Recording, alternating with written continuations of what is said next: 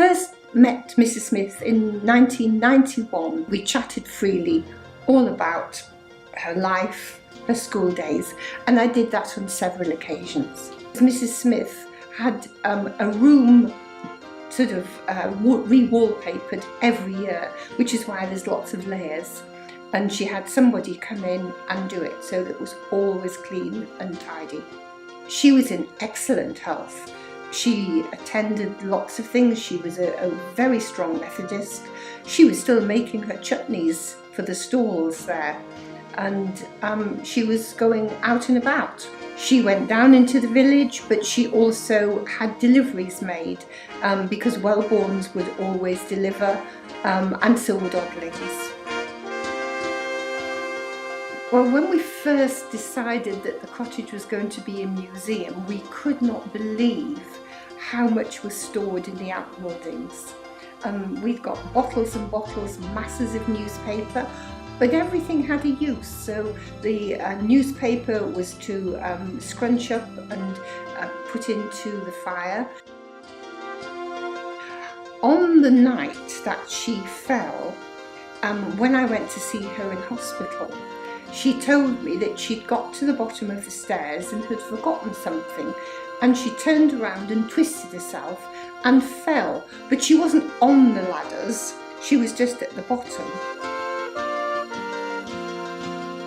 She was all right at arithmetic, but she wasn't very keen on writing, and of course it was all on a slate in those days, and she didn't really enjoy school, I think because it was so strict. She took no exams whatsoever, but she was able to leave at 13 and a half, she told me, because she'd not had one day off in the last year at school. And that really was very unusual in an agricultural village. As I remember saying one day to her, it was amazing what beautiful skin she had. And she said, I've got beautiful skin because of the water. And I said, well, what's so special about it? Well, she said, I don't wash in the tap water, I wash in the water from the well.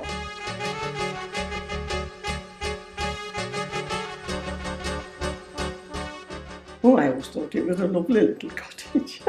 All warm and cosy with a lovely fire. She was quite happy because she had a toilet down the bottom of the garden, which is where she'd always known toilets to be. And she said, well, I didn't ever want an inside toilet. And I said, why not? And she said, well, she said, I've got to lose half of my wash house.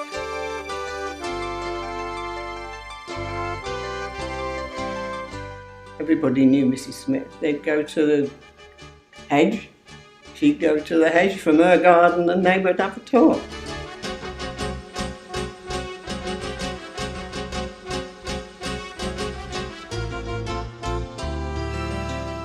But she was a lively character, very active for her age. That's why she was never ill, as I say, for many years when I knew her. She went to the homely residential home, and while she was there she was desperate to get back home for the spring because she loved to see all the shoots and flowers coming up in her garden. But sadly it was not to be.